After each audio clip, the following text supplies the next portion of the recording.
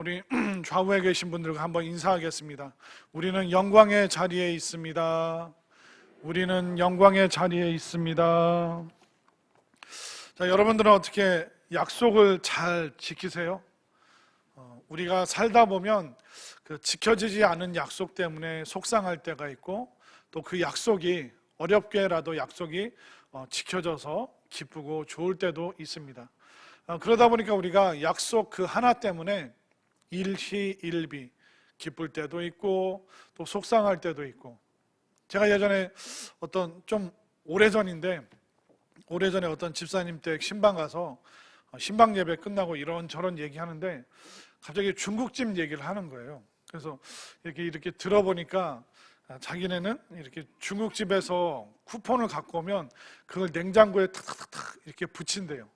그래서 거기 이제 쿠폰에 이제 써 있는 게 뭐 몇 개 모으면 몇 개 모으면 근데 이게 쿠폰 10개를 모으면 탕수육을 주는데 탕수육 소자. 근데 마침내 10개를 다 모은 거예요.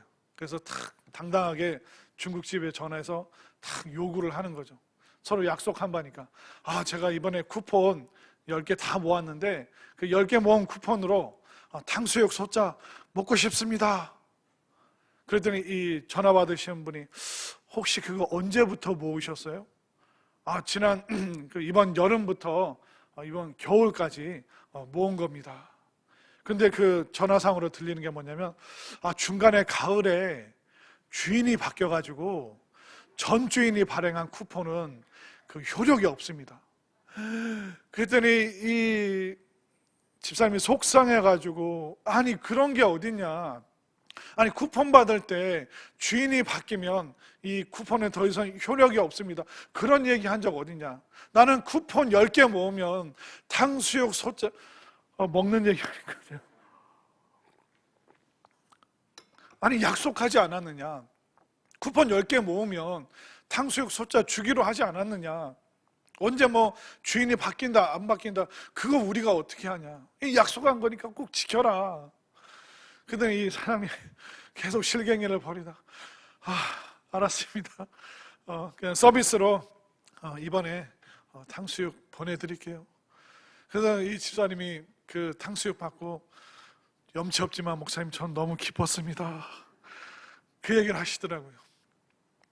그러니까 우리가 사소한 어떻게 보면 먹어도 그만 안 먹어도 그만인데 그 약속이 깨졌다는 거, 그 약속을 그 전 주인이 지키지 않았다는 것, 자기한테 말도 안 하고 다른 데로 옮겨버렸다는 것, 그렇게 굳게 나랑 약속해놓고 약속이 안 지켜진 것, 그것 때문에 우리는 서글프고 속상할 때가 있습니다. 근데 그 별거 아닌 건데도 약속이 지켜지고 약속이 이루어지면 얼마나 기쁘고 또 삶에 희락이 있는지. 그래서 약속이 참 중요하다는 것을 우리가 살면서 많이 느끼게 되죠. 오늘 말씀에도 보면 하나님께서 이스라엘 백성들과 약속을, 언약을 맺으시는 내용이 나오죠. 자, 2절 3절 말씀을 볼까요? 우리 하나님 여호와께서 호렙산에서 우리와 언약을 세우셨나니 이 언약은 여호와께서 우리 조상들과 세우신 것이 아니요 오늘 여기 살아있는 우리 곧 우리와 세우신 것이라. 여러분들은 누구와 계약을 맺고 싶으세요? 누구와 약속을 하고 싶습니까? 저는 누군가와 약속을 한다면 이걸 지킬 만한 수준의 사람, 나와 동등하거나 아니면 나보다 더 수준 높은 사람과 저는 약속을 또 계약을 맺고 싶습니다. 그런데 우리 하나님께서는 어떤 사람들과 약속을 맺고 계십니까? 이스라엘 백성들은 약속을 잘 지키지 않는 그 언약의 말씀을 때로는 가볍게 여기는 사람들이었습니다. 어떻게 보면 하나님께서는 그 이스라엘이 그런 사람들인 줄 알매도 불구하고 그들과 언약, 약속, 지금 계약을 체결하고 있습니다. 이스라엘의 수준을 한번 볼까요? 이 약속을 맺을 때 이스라엘의 수준이 오늘 6절 말씀에 나오고 있습니다. 6절 말씀, 나는 너를 애굽 땅 뭐 되었던 집, 종 되었던 집에서 인도해낸 내 하나님 여호와라. 지금 이스라엘 백성들은 종이에요. 노예입니다. 노예와는 약속하지 않아요. 그냥 부리고 혼내고 마음에 안 들면 채찍으로 때려도 되는 그런 존재들이에요. 내가 약속을 지키든 말든 상관없는 그 존재를 하나님께서 어떤 수준까지 하나님과 동등하게 그 약속과 언약과 계약을 체결할 수 있는 그 수준으로 하나님께서 지금 이스라엘 백성들을 받아 안아주고 계시는 것입니다. 그렇기 때문에 그 계약과 그 약속, 그 언약으로 올 수 있다는 것은 그 약속의 자리가 바로 영광의 자리요, 기쁨과 능력과 소망의 자리라는 것입니다. 근데 이 약속을 누구와 하셨습니까? 먼 조상이 아니라 지금 우리 살아있는 우리, 노예와 같은 우리와 함께 그 하나님께서 이 언약을, 약속을 지금 맺고 계신다. 이 모세는 너무나도 큰 감격과 영광 가운데 지금 이 신명기 말씀을 기록하고 있습니다. 그런데 이 신명기 5장에서는 이제 6절 후반부터 이제 십계명의 내용이 나옵니다. 근데 이 계약, 이 약속, 이 언약을 보면 하나님께 일방적으로 불리한 거예요. 이스라엘 백성들에게는 일방적으로 너무 좋은 계약 조건들이 바로 십계명의 말씀이라는 겁니다. 어려울 게 하나도 없어요. 한 분 하나님만 섬기면 됩니다. 부모 공경하는 거 그거 당연한 거잖아요. 살인하지 않고 또 이웃의 것을 탐내지 않는 거 당연한 거잖아요. 어떻게 보면 그렇게 어렵지 않은 내용이에요. 그런데 그 어렵지 않은 내용을 이 노예와 종과 같은 그들에게 이것을 지켜다오. 그러면 내가 너희들에게 이런 놀라운 영광과 이런 축복과 너희들이 알지 못했던 그 땅으로, 너희들이 세우지 않은 성읍에서 너희들이 살 것이요, 너희들이 심지 않은 그 포도나무와 그 모든 곡식을 너희들이 수확할 것이요, 이것만 지켜주면 내가 이만큼을 너희들에게 그 약속을 지킬게. 이게 바로 하나님의 사랑이고 또 하나님께서 우리를, 이스라엘을 영광으로 인도하시는 그 놀라운 은혜가 바로 이 약속을 통해서, 이 언약을 통해서 우리에게 지금 이스라엘뿐만 아니라 오늘 우리 살아있는 우리도 지금 이 하나님과 이 약속의 말씀을 믿고 나아갈 때 하나님께서 우리를 영광으로, 또 이 언약의 영광으로 우리를 초대하고 또 이것을 성취하시는 하나님께서 이걸 이루실 것을 여러분들 분명히 믿으시기를 바랍니다. 그러면 하나님께서 노예들을 때려서 가르치시는 것이 아니라 왜 약속의 말씀을 주고 계실까요? 사람에게는 뭐가 있냐면 편견과 선입견이 있습니다. 노예들에게는 어떤 편견과 어떤 선입견이 있을까요? 우리는 땅만 파면서 살아야 된다. 우리는 더 이상 행복할 수 없어. 우리는 그냥 주는 거 먹고 그냥 어떤 꿈도 우리는 꿀 수 없어. 노예들에게 있었던 그 편견과 선입견, 그것이 너무나도 견고하게 그들 속에 있었습니다. 한 번도 하나님의 영광과 사랑과 은혜와 은총을 떠올릴 수 없는 그들에게 그 모든 편견과 선입견을 부서뜨리시고 그들에게 스며있는 좋지 않은 그런 생각들, 그것을 부수기 위해서 하나님께서 어떻게 하십니까?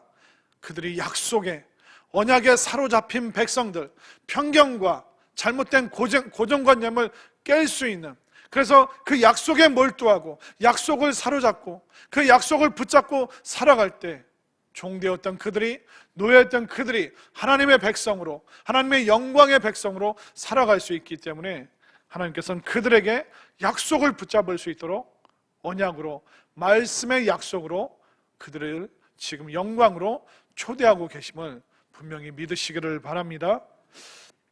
제가 예전에 비행기에 대한 책을 읽었는데 그 책에서 있었던 그 두 가지 얘기를 한번 해드릴게요. 그러니까 미국의 보잉이라는 비행기 만드는 회사가 있잖아요. 근데 이 보잉이 뭐 3일에 비행기 하나를 뚝딱 만들 정도로 엄청나게 앞서간 그 비행기 조립 기술과 시스템이 있다고 합니다. 근데 이 보잉에서 신입사원들, 특별히 뭐 기술, 기계, 이런 공학적인 그런 공부를 한 그 신입사원들이 오면 그 일주일 동안 합숙하는 동안 하나의 숙제만 준대요. 하나의 그 과제를 주면서 담당자가 뭐라고 얘기하냐면 이렇게 얘기합니다. 이거 별로 어려운 과제는 아니니까 한번 이번 한 주 동안 서로 상의하면서 풀어보세요. 그러니까 대수롭지 않은 문제 이렇게 하나 내주고 이제 일주일 동안 그들이 이걸 풀 수 있도록 도와준답니다. 그럼 일주일 동안 막 이 신입사원들이 그 젊은 생각, 신선한 생각, 새로운 사고방식, 새로운 시각, 그거로 팀을 짜서 막 서로 얘기하다가 그 일주일 후에 딱 그 과제를, 숙제를 풀 수 있는 솔루션들을 이 신입사원들이 막 제시하는 거예요. 근데 놀라운 게 뭐냐면 이거 별로 어려운 문제 아니니까 이거 한번 풀어보세요. 근데 그게 보잉이 수십 년 동안 풀지 못했던 난제 중에 난제, 공학적으로, 기계학적으로 안 되는 그런 문제들을 내놨는데 신입사원들이 아무 생각 없이 꺼내놓은 그 생각들이 그 문제를 풀 수 있는 해답이 될 때가 굉장히 많이 있다고 합니다. 그 책에서 말하는 비결이 뭐냐면 지금껏 아무도 해결하지 못했던 그 난제를 해결할 수 있었던 그 비결이 무엇인가? 처음부터 그 신입사원들이 의심을 품거나 어렵다고 그리고 불가능하다는 그 선입견을 가졌다면 그들은 그 과제를 쳐다볼 생각도 안 했을 것이다. 이미 의심하지 않고 선입견이 없고 이거 별로 어려운 문제가 아니구나, 그런 마음으로 문제를 바라보니까 그 문제를 해결할 수 있는 그 소망, 그 마음, 그 기대감들이 그들 속에 있었기 때문에 그들이 몇십 년 동안 풀지 못했던 그 어려운 문제를 일주일 만에 풀어낼 수 있었습니다. 그리고 그 책에 보니까 날 수 없는 땅벌에 대한 이야기가 나오더라고요. 땅벌은 이렇게 동글동글 또 까맣고 노랗게 생긴 굉장히 통통한 벌인데 거기서 책에서 말하는 게 뭐냐면 이 땅벌은 몸이 무거운 거에 비해서 날개가 너무 약하고 작대요. 그런데 이 작은 날개를 가지고 있는 땅벌이 기체 역학적으로, 그러니까 비행기 만드는 사람들이 봤을 때 이 땅벌은 도저히 날 수 없는 벌인데 어떻게 그 무거운 몸을 이끌고 그 작은 날개로 날 수 있는가? 이건 기체 역학적으로 완전히 불가능에 가깝고 또 기적에 가까운 일이다. 그렇게 책에 써놨습니다. 그런데 이 땅벌은 그 사실을 모르는 상태로 막 날아다니죠. 그 땅벌이 어떻게 날 수 있었을까요? 만약 땅벌이 나는 기체 역학적으로 너무 무거운 몸을 갖고 있기 때문에 나는 날 수 없어, 그런 생각을 갖고 있었다면 땅벌이 어떻게 되었겠습니까? 주눅 들어서 소심해져서 그리고 날아야겠다는 그 생각을 한 번도 품지 않았겠죠. 그러나 땅벌이 하는 게 뭡니까? 그냥 나는 거에만 몰두하는 거예요. 내가 어떤 형편이고 어떤 환경이고 그런 걸 신경 쓰는 것이 아니라 나는 거에만 몰두하기 때문에 그 기체 역학을 뛰어넘는 그 기적을 땅벌이 몸소 행하고 있다. 결국 이스라엘 백성들이 노예 이상의 삶을 생각하지 못했어요. 그들은 종의 삶을 살면서 영광스러운 자리를 한 번도 꿈꿔보지 않았던 사람들이에요. 그들을 변화시키기 위해서 그들의 고정관념과 그들의 의심과 그들의 잘못된 사고방식을 깨뜨리기 위해서 하나님께서 하신 방법이 무엇입니까?